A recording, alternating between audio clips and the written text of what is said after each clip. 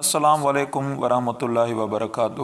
معزز سامعین اکرام، آج ہم اس ویڈیو کے اندر آپ کو حضور کریم صلی اللہ علیہ وآلہ وسلم کے بارے میں بہت ایمان افروز واقعہ سنانے والے ہیں۔ اگر آپ ہمارے اسلامی یوٹیوب چینل پر نئے ہیں تو ہمارے اسلامی یوٹیوب چینل کو لازمی سبسکرائب کریں اور گھنٹی کے بٹن کو آل پر رکھ دیں تاکہ ہماری آنے والی ہر ویڈیو آپ تک آسانی سے پہنچتی رہے۔ معزز سامعین اکرام، داؤد بن حسین سے مروی ہے کہ رسول اللہ صلی اللہ علیہ وآلہ وسلم اس شان سے جوان ہوئے کہ آپ اپنی قوم میں سب سے زیادہ بامروت، سب سے زیادہ خلیق، سب سے زیادہ ہمسایوں کی خبرگیراں، سب سے زیادہ حلیم بردبار، سب سے زیادہ سچے امانت دار، سب سے زیادہ خصومت اور دشنام اور فحش اور ہر بری بات سے زیادہ دور تھے۔ اسی وجہ سے آپ کی قوم نے آپ کا نام امین رکھا۔ معزز سامعین اکرام، عبداللہ ابن ابی الجمسا سے مروی ہے کہ میں نے بعثت سے پہلے ایک بار نبی کریم صلی اللہ علیہ وآلہ وسلم سے ایک معاملہ کیا۔ میرے ذمہ کچھ دینا باقی تھا۔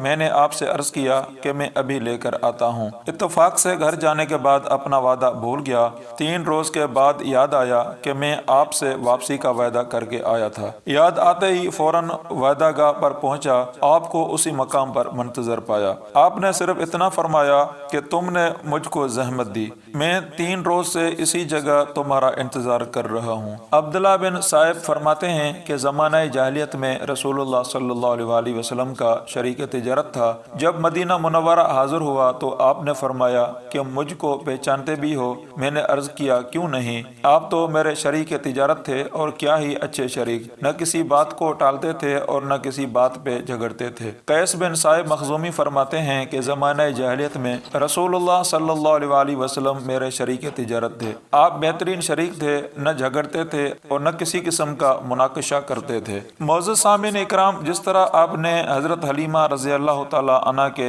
یہاں بچپن میں اپنے رضائی بھائیوں کے ساتھ بکریاں چرائیں، اسی طرح جوان ہونے کے بعد بھی بکریاں چرائی۔ معزز سامعین اکرام، جابر ابن عبداللہ رضی اللہ تعالی عنہ سے مروی ہے کہ مقام زہران میں ہم نبی کریم صلی اللہ علیہ وآلہ وسلم کے ساتھ تھے، وہاں پیلو کے پھل چننے لگے۔ آپ نے فرمایا کہ سیاہ دیکھ کر چنو، وہ زیادہ خوش ذائقہ اور لذیذ ہوتے ہیں۔ ہم نے عرض کیا کہ یا رسول اللہ صلی اللہ علیہ وآلہ وسلم، کیا آپ بکریاں چرایا کرتے تھے کہ جس سے آپ کو یہ معلوم ہوا؟ آپ نے فرمایا ہاں، کوئی ایسا نبی نہیں ہوا جس نے بکریاں نہ چرائی ہوں۔ حضرت ابو ہریرہ رضی اللہ تعالی عنہ سے مروی ہے کہ رسول اللہ صلی اللہ علیہ وآلہ وسلم نے فرمایا کہ کوئی ایسا نبی نہیں ہوا کہ جس نے بکریاں نہ چرائی ہوں۔ صحابہ رضی اللہ تعالی عنہ نے عرض کیا کہ آپ نے ارشاد فرمایا کہ ہاں، میں بھی اہل مکہ کی بکریاں چند قیرات پر چرایا کرتا تھا۔ معزز سامعین اکرام، حضرات انبیاء علیہ السلام کا بکریاں چرانا امت کی گلہ بانی کا دیباچہ اور بیش خیمہ تھا۔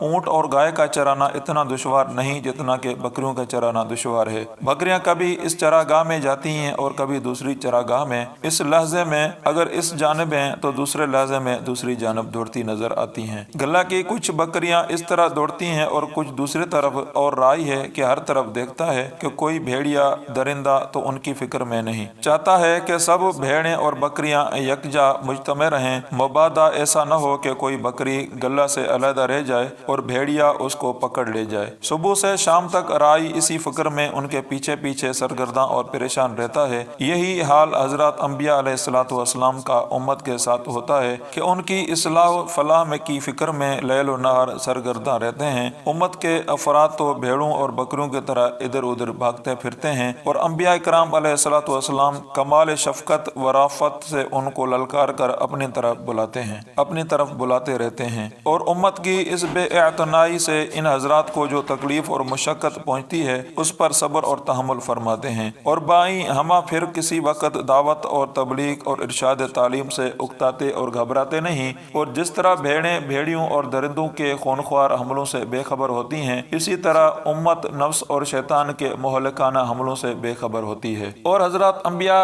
کرام علیہ السلام ہر وقت اس طاق میں رہتے ہیں کہ کہیں نفس اور شیطان ان کو اچک نہ لے جائیں۔ جس درجہ نبی کو امت کی اصلاح اور افلاح کی فکر ہوتی ہے، امت کو اس کا عشر عشیر بھی فکر نہیں ہوتی۔ امت کو تو اپنی ہلاکت اور بربادی کا خیال بھی نہیں ہوتا، اور حضرات انبیاء ہیں کہ ان کی زبون حالت کو دیکھ کر اندر ہی اندر سے گلتے رہتے ہیں۔